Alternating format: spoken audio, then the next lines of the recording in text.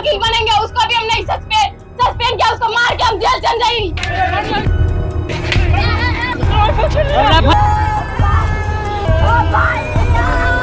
हम जेल चल जाएंगे लेकिन मार के छोड़ेंगे। रात भर में इसको मार दी।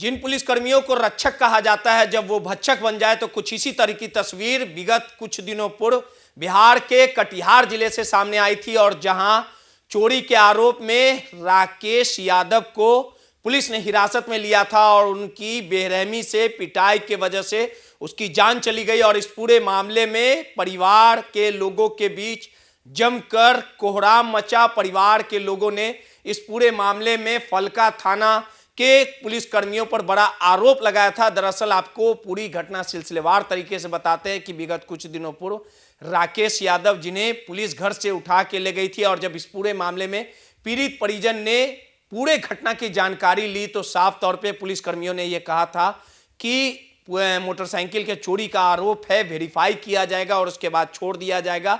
लेकिन पुलिस कस्टडी में जिस प्रकार से राकेश यादव की पिटाई की गई, जख्म के निशान परिवार के लोगों ने दिखाए थे, किस प्रकार से इस पूरे पिटाई में राकेश यादव की आखिरकार मौत हो गई, और परिवार के लोगों ने जमकर तांडव मचाया था। NH 77 को जाम किया, पुलिस वाले की पिटाई की थी, राइफल छीन लिए गए थे। कैमरे के फ्रेम में देखे कि किस प्रकार से एक परिवार बिलख रहा था, रो रहा था, और जिन पुलिसकर्मियों को रक्षक बताया जाता है वो बच्चक की भूमिका में कहीं ना कहीं दिखने का काम किए थे। और इस पूरे मामले में परिवार जमकर रो रहा था, बिलख रहा था, और इस पूरे मामले में पुलिस के आला अधिकारियों की तरफ से निष्पक्ष जांच की बात कही गई थी। और उसके बाद देखिए कि इस पूरे मामले में कहीं ना कहीं लगातार पप्पू यादव, जो पूर्णिया के निर्दलीय सांसद है, वो पीड़ित परिवार से मिलने पहुंचते हैं और उसके बाद मुलाकात करते हैं तमाम आला अधिकारियों से।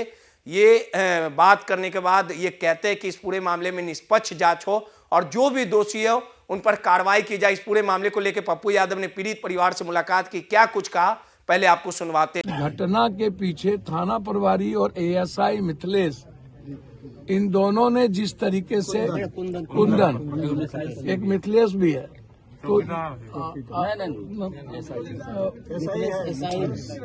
तो उसके बाद ये लोग जिस तरीके से किया, अब आप सोचिए 3 छोटी छोटी बच्ची है, एक 15 दिन की बच्ची है, और मोटरसाइकिल वाला कह रहा है कि ये लड़का कहीं नहीं है, और बिना केस का आप शक के दृष्टि से 1:30 बजे रात में ले जाते हैं, सुबह फिर कहते हैं भाई को आने छोड़ देंगे। मोटरसाइकिल वाला आता है और कहता है कि ये नहीं है, फिर आपने क्यों नहीं छोड़ा, फिर पैसे का निगोशिएशन क्यों करने लगे। तो गलती पे गलती तो थाना करते जा रही है, और 2 दिनों से है वो वहाँ। तो जब 2 रात रहा, 1 रात पहले उसने आत्महत्या नहीं किया या उसने फांसी नहीं लगाई, दूसरे रात क्यों फांसी लगा लिया भाई। आप लगातार दूसरे रात भी टॉर्चर, उसका भाई 2-2 बार गया, खाना लेके गया, तो उसके बाद आप टॉर्चर, आपने इतनी पिटाई, इतनी जघन आपने उसके साथ किया कि वो बच्चा मर गया। तो 302 का मुकदमा तो हम चाहेंगे कि हर कीमत पर प्रशासन उस पर लगाए, और एक बार की घटना नहीं है, इसकी पूरी इंक्वायरी हो। हम DG साहब को भी और ADG को भी हमने मैसेज किया है, और हम सरकार से जरूर चाहेंगे कि किसी भी कीमत पर इसकी नौकरी बर्खास्त हो, इस परिवार को मुआवजा मिले। बिल्कुल गलत बहाना है, कुछ भी नहीं होने के बावजूद यह कहना कि ये फंदे हैं, और जो लोग CCTV फुटेज में नहीं है या वीडियो में नहीं है, हर कीमत पर प्रशासन कम से कम वहां जाकर के आतंक का माहौल ना बनाए, ये सही नहीं होगा।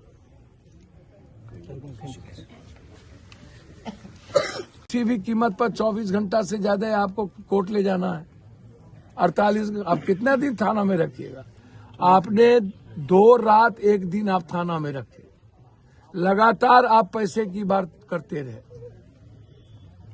तो इसीलिए फांसी तो सवाल ही नहीं उठता, और हाजत में तो कोई कुर्सी होती नहीं है।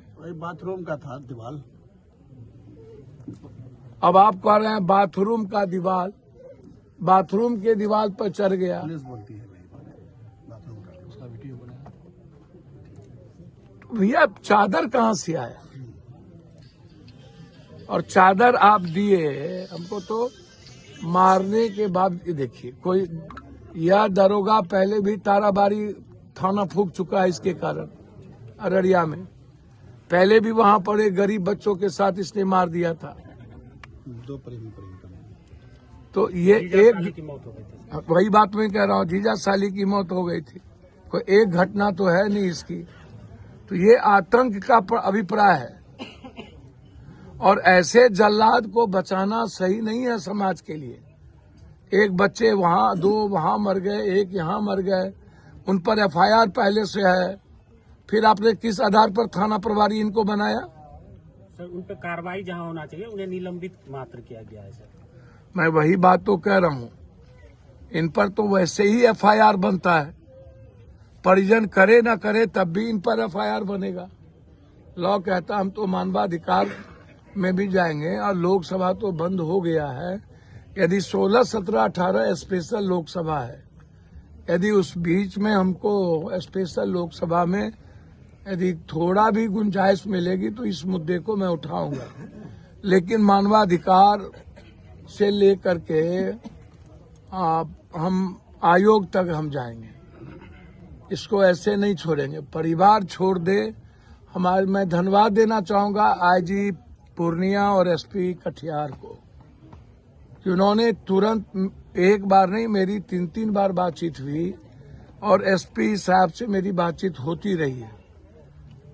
जब मैं इस बात को भी मानता हूं कि सस्पेंशन जब हो गया था तो कुछ लोग जो इस गांव के नहीं थे, बाहर के गांव के, कुछ गलतियां की।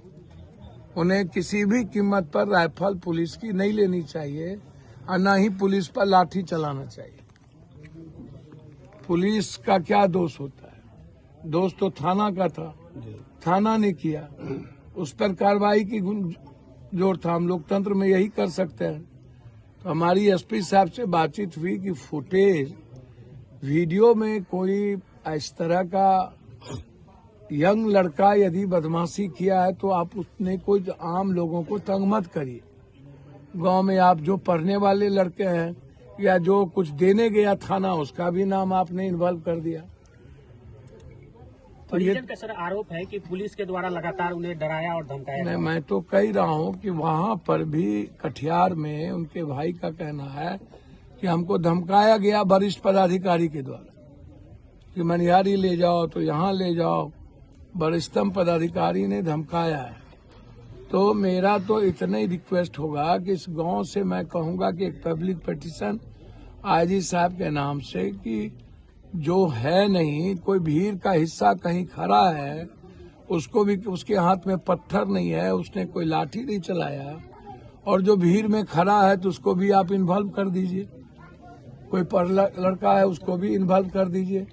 जो व्यक्ति राइफल छीन रहा है या कोई व्यक्ति लाठी चला रहा है तो मैं समझ में आता हूं कि वो गलत है। तो आपने साफ तौर पे सुना कि पप्पू यादव ने पुलिस कर्मियों के एक एक नाम गिनवा के ये बातें कही कि किस प्रकार से एक निर्दोष को मार दिया गया, हत्या कर दी गई।